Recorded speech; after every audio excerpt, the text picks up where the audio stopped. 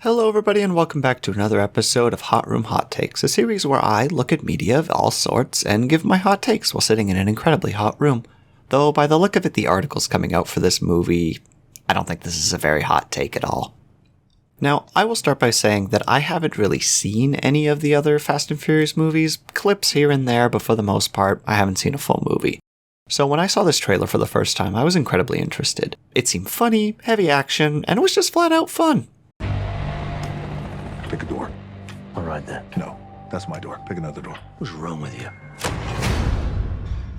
You know what, you were right. This is your door. And I'm happy to say, I wasn't disappointed. This movie delivers on all fronts. The comedy and acting of this movie is great. Dwayne Johnson and Jason Statham play the odd couple trope incredibly well, and leads to a lot of funny moments where they get into these borderline childish arguments while being in incredible mortal danger. They establish their characters in the first few minutes of the movie, and they never really stray from that, and I have zero complaints about it. The action scenes of this movie are fantastic and become increasingly more insane, which is great because near the end of the movie they start doing some stuff that is jump the shark worthy. But because they've built it up slowly, you just kind of laugh and say, yeah, sure, why not? I'm down for this madness. Now, I was a bit concerned with the trailer, as most trailers these days have a really bad tendency to give away movies, or at least tell you basically everything that happens in them. The examples that come to mind are the two scenes with the face recognition and the modding car daisy chain with the helicopter. Now, I'm happy to say that even though you can see these parts coming quite quickly in the movie itself, they play them up way more than the trailer gives off. The execution of the face recognition was done very well because they used Dwayne to play off the repetitive action of Statham's character, and it breaks it up enough so that even though the scene is about 30 seconds long, it's funny all the way through.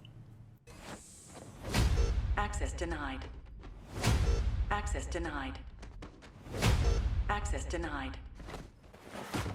Also, the daisy chain is a perfect example of the ramping up of action and ridiculousness of this movie. Because we've seen Hobbs do so many crazy things before, seeing him Captain America a chain connected to a helicopter while holding a tow car is exciting. Even though I knew he was going to succeed, I'm still sitting in my chair, fist clenched, thinking, come on buddy, you got this, don't let us down. This movie plays with tropes as well. Without going into spoilers, they set up tropes and just kind of change them ever so slightly so you're not quite ready for it. The Chekhov's grenade early in the movie really made me laugh.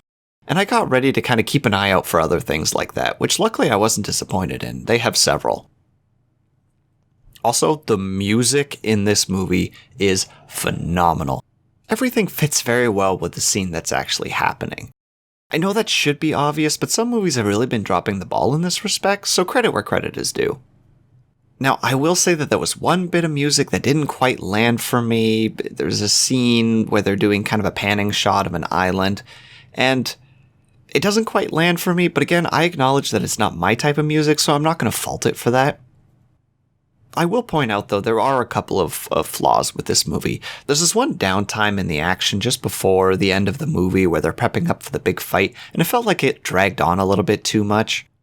There were also a few scenes where the quality of the shots were kind of choppy and unfocused. Granted, most of these were during fairly fast cut sections, during fight scenes, etc., so they weren't entirely obnoxious, but they were definitely notable. Also, one final comment that I'm going to make here, and it's semi-spoilery, I suppose, so you have your warning.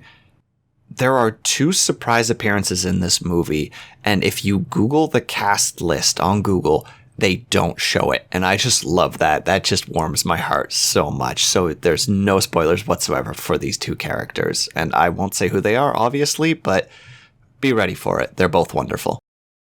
Anyway, I'm going to give Hobbs and Shaw like an 8.5 out of 10. It's this buddy cop meets odd couple action movie, and it does it wonderfully. Also, please stay after the credits. If you take nothing else away from this review, stay for the credits. Stay for the end of the credits. It's worth it. Trust me.